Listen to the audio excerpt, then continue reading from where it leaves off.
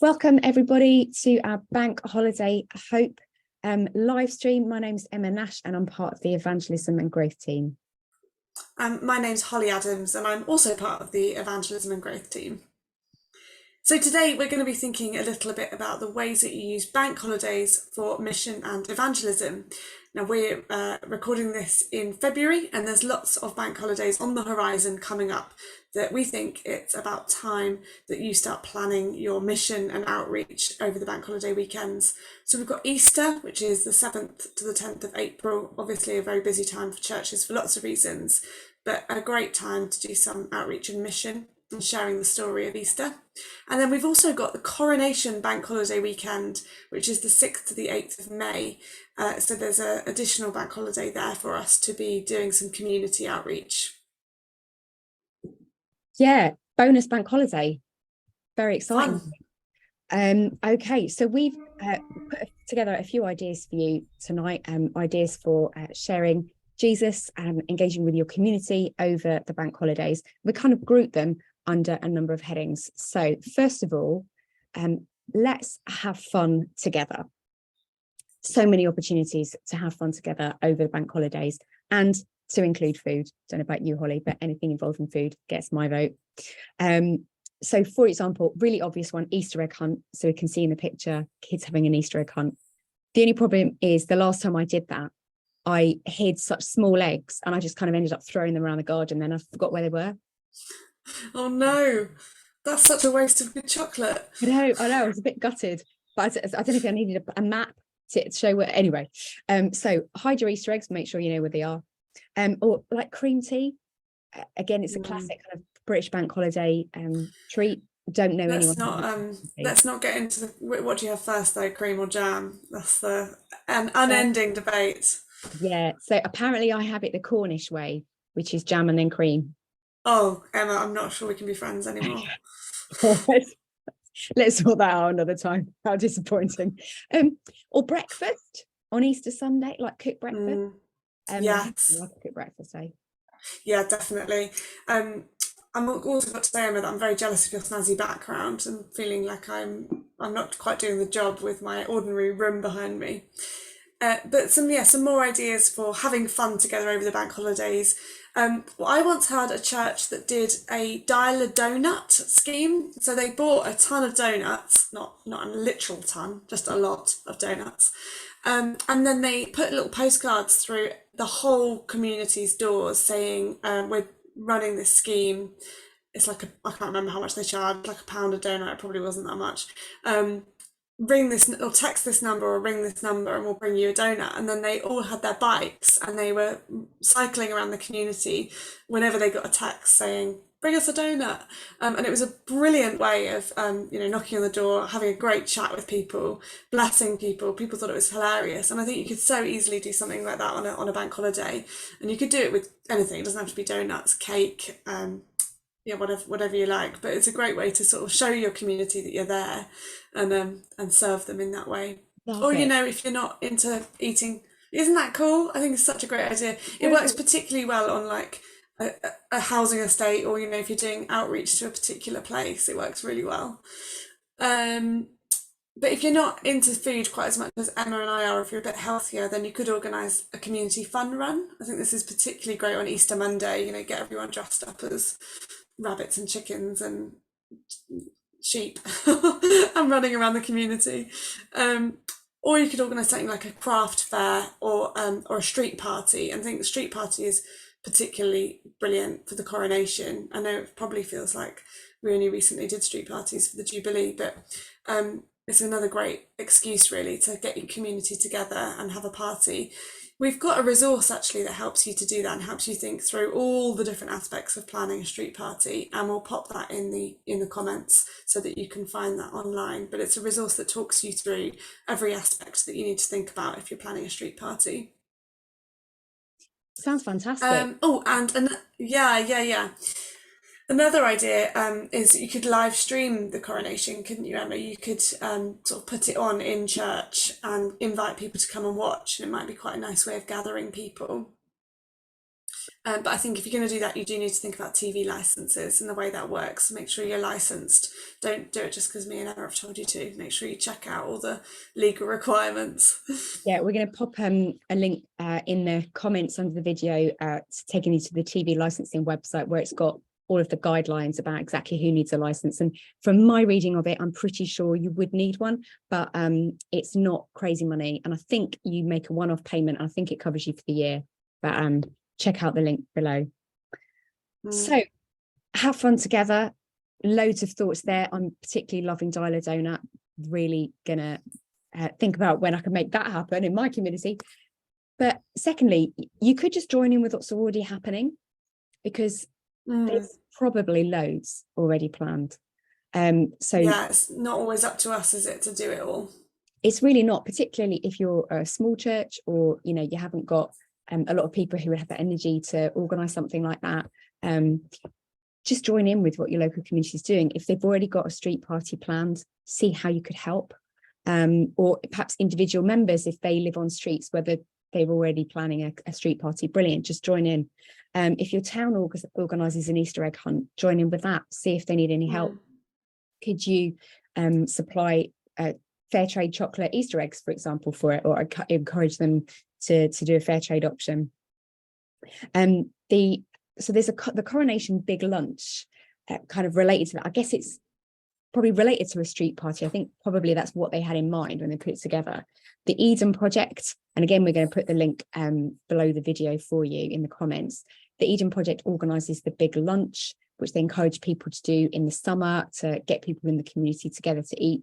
And the Coronation Big Lunch, they're suggesting that people have that on the 7th of May, which is the Sunday, I believe, getting people together. And there's a resource pack available. So if you check out the link below, you'll be able to download kind of posters, invitations and things that you could use for that. Again, connecting in with something that's already there in the community.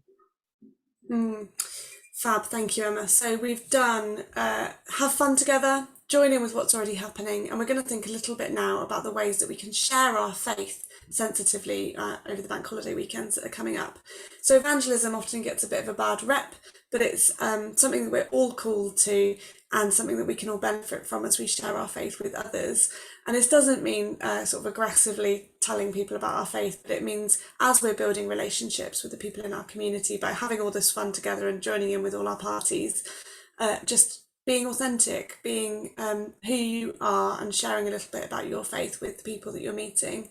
And there are loads and loads of fun, creative ways that you can do this over Easter, especially. Easter obviously has the power of the Easter story is one that's very easy to share with people, especially as it's sort of still a calendar moment for people who aren't Christians. People have school holidays and are very aware that it's the Easter holidays, so it gives you a perfect opportunity for sharing the Easter story. I'm sure you've got loads of ideas yourself, but some ideas that we came up with are things like an Easter trail. So ask people that go to your church or others to decorate their windows or their front gardens with Easter garden or an Easter theme. And you could print out big letters and laminate them and put them on boards in the front gardens of people's houses. And then encourage families to take little maps and go and find the trail, find all the houses. And the letters on the boards could spell out an Easter message, for example, so it becomes a family activity. I know people are always looking for stuff to do that's free with their kids over the school holidays, so this would be a great thing to offer in your local community. Or other kinds of trails like knitted items. You could knit chicks or bunnies or something Easter themed, and you could tie a little thing around the knitted item that says something about the Easter story, or has your church website a link to it, or a QR code on it linking to your church website, and then just put something on there that's really welcoming and encourages people to get to know you and ask questions. Emma, there's loads of good knitted evangelism stories out there, aren't there? Absolutely. I just love it. I'm a crocheter myself. I'm no good at knitting. Yes, okay. We're all crafting is welcome here. I'm not being exclusive to the knitters. Great. I remember talking with someone who was saying, they have people in their church who, for example, might be elderly. It might be hard for them to get out and about. They might not have a lot of energy for certain kinds of volunteering, but they love knitting or they love crochet, and so they would happily sit and like make Easter chicks or what have you. Absolutely. It's a lovely way to involve everyone. Yeah. Another thing to think about is if you're doing a walk of witness on Good Friday, how can you make that a real opportunity to engage with the people that are out and about on the streets on Good Friday, alongside you, who aren't there for the walk of witness? I think, I mean, it's obviously an opportunity to witness to our faith, but could you set up a little stand that says something like, what would you like us to pray about, and invite people to come and chat to you, or set up a little stand that says, come and chat to us about what's happening here. And I bet you'll get more people than you would expect coming to talk to you.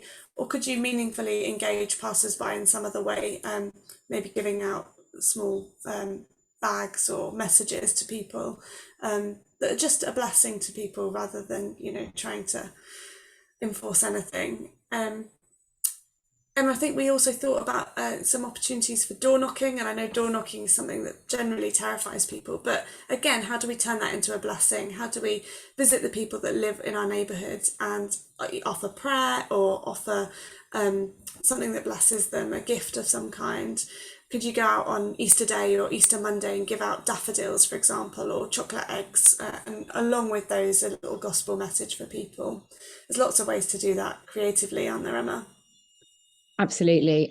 Like you say, the thought of door knocking, I find quite terrifying. But if you're knocking to offer someone a gift, I mean, it's much easier thing to do. Not easy, but like easier. Like you don't have to kind of set out a 5-point presentation of the gospel just to offer someone a gift. Yeah. Brilliant. So we talked about sharing faith. Thank you so much, Holly. Now let's think a little bit about visitors, for example, who might come to a church over Easter.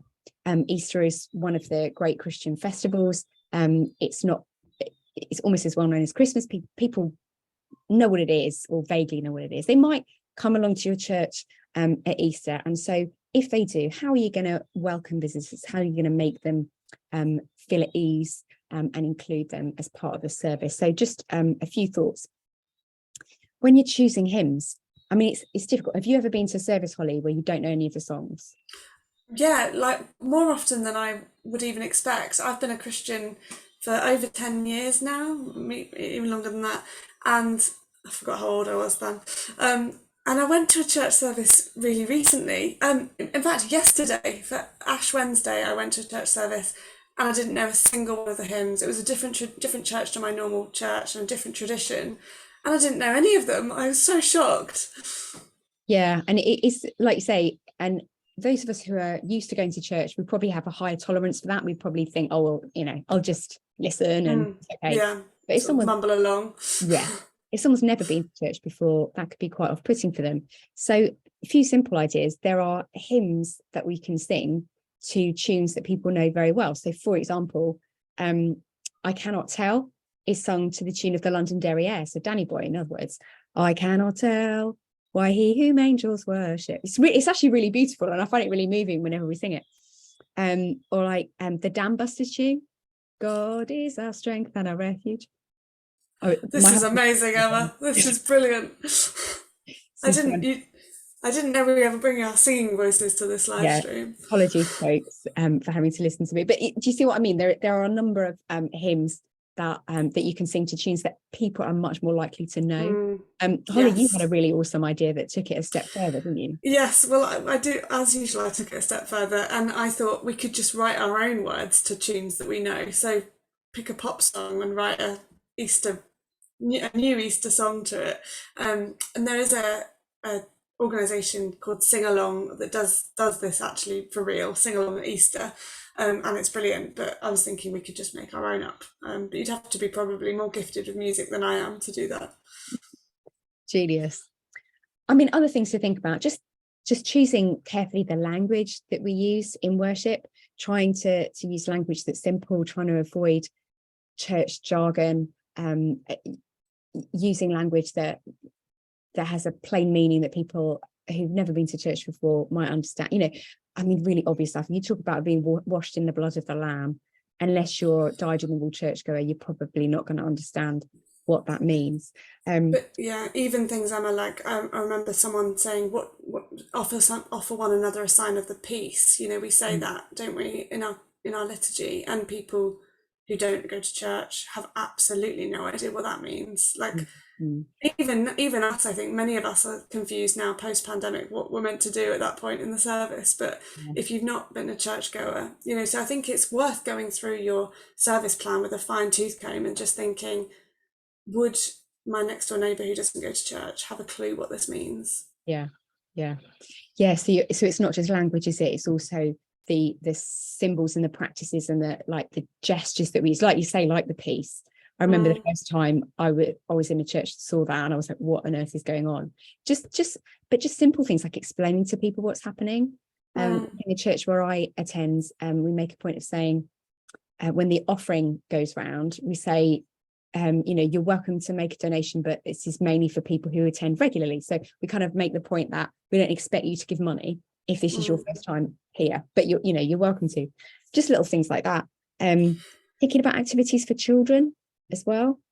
Not every church is able to offer a full Sunday school, but could you just have some colouring sheets, some toys, maybe a play area in the church, just so that people who come with children, they know there's something that they can do. Holly, you had this lovely idea about asking for prayer requests. Yeah, so I was thinking, we do Blue Christmas, don't we? And when we invite people to church who we know have lost somebody in that year, and I was wondering if we could do a similar thing on Easter Saturday, inviting sort of people to church who you've either performed a funeral for someone in their family, or that they've lost somebody, and holding a service for them. And also, like you said, prayer requests. I think often people are quite willing to say, will you pray for this for me? At our we run a community larder at my church, and none of the people that come are churchgoers, but they often ask the churchgoers who volunteer if they will pray for them for particular things. And I think it's a really lovely way of reaching out to people and inviting them into an experience of prayer, either to pray for them then and there, or to say, yeah, I'll go away and pray for you. I think it's a really important witness that we can offer. Fantastic. So, doing good together. Yes. So we've already mentioned that the Coronation Big Lunch, and the link will be in the chat for that. But also just to mention the Big Help Out. So more than 25 national charities are supporting the Big Help Out, and your church can register too. And that can either be by offering something like a one-off volunteering opportunity, and that might be on a bank holiday itself. So for example, Monday the 8th of May, or later that summer, and you could use this as a chance to kind of advertise it. But it could be something like a community litter pick. You could arrange a big community tidy up, or something I saw recently a church doing. They every year they pick a street in a town, and they send a letter to everyone in the street saying, have you got any work that you need doing on the front of your house or in your front garden? So like painting the front of the garden, or putting up fencing, or weeding. And they spend like a week of the summer on that street, kind of doing up the front gardens, and especially for people that are elderly or that aren't able to, for whatever reason, to do their own work on their house, things like that. It's a really lovely way to serve your community. What a fantastic idea. Yeah. So something that people could sign up for to do on the day itself, Monday the 8th of May, or alternatively, there's and we will be putting the web link in the comments of the video. You can register to give people stuff that they can do at home. So some people might click onto the Big Help Out and think, all right, I've got other plans on the actual day, but I'd love to do something to care for creation, or to help others. So you can actually register to say, I guess it's things like maybe get someone to keep a track of all their plastic waste for a week, like to get them to raise awareness of creation care, or have a conversation with someone that you see begging, and maybe get them a coffee. Something that people can do where you don't have to be there, but something that they can they can do to help someone else, and to just enjoy that feeling of caring for others, because it's not just Christians who want to care for people, is it? Like, everyone has that within themselves, don't they, that they want to make a difference, a positive difference in the world. I think it's really as well a great way of inviting people into projects together, isn't it? Partnering. I think everything we do is stronger if it's with others. Absolutely. Absolutely. So we've gone through our 5 points, but there's a number of resources that we wanted to highlight as well. Starting at the bottom, the Methodist, and this is where I realised that my face is in the way, the Methodist Church's Easter video. Tell us a little bit about that, Holly. Yes, so this is a video that will be released. It's mainly sort of an evangelistic video, so it's aiming to reach people outside of the church. So it will be released in the run-up to Easter, probably at the front end of Holy Week, and it will tell the Easter story basically with an evangelistic message. It won't be the Easter story as we know it. It will be the Easter story themes woven into another narrative. Think I'm probably setting ourselves up for a fail here, but think John Lewis advert. That's the kind of vibe we're going for, something moving and powerful that will speak to people who aren't yet Christians, and that will be available on social media and on YouTube for you to share in your churches, with your communities, with your friends, with your family, so that it reaches people outside of our churches. Fantastic. So that's something for people to look out for on the Methodist Church's social media streams, and it will come out in Holy Week. Brilliant. Yeah. So a couple of other things to mention. So Hope Together, you may well have used and given out Hope resources in the past. They're producing a Gospel of Matthew to coincide with the King's coronation, on the basis that Matthew is the gospel that has the most in it about the kingship of Jesus. So they're going to be producing a really lovely booklet that you can give away to people, which I believe is going to have some full colour pages in it, kind of making connections between the coronation and Jesus, and talking also about the religious significance of what's going to happen at the coronation. So check out the Hope Together website. I don't believe you can get hold of the booklets just yet, but I'm sure they'll be landing on there very shortly.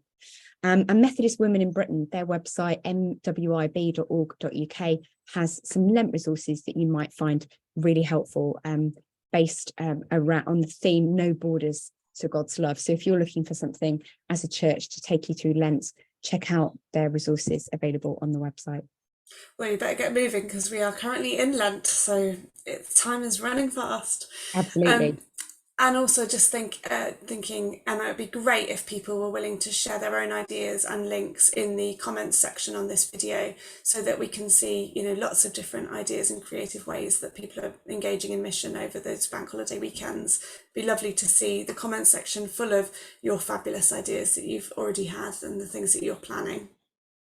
Yeah, please do get in touch with us and pop it in the comments, or you can email our team directly at evangelism@methodistchurch.org.uk. So really enjoy your bank holiday plans and have a great time.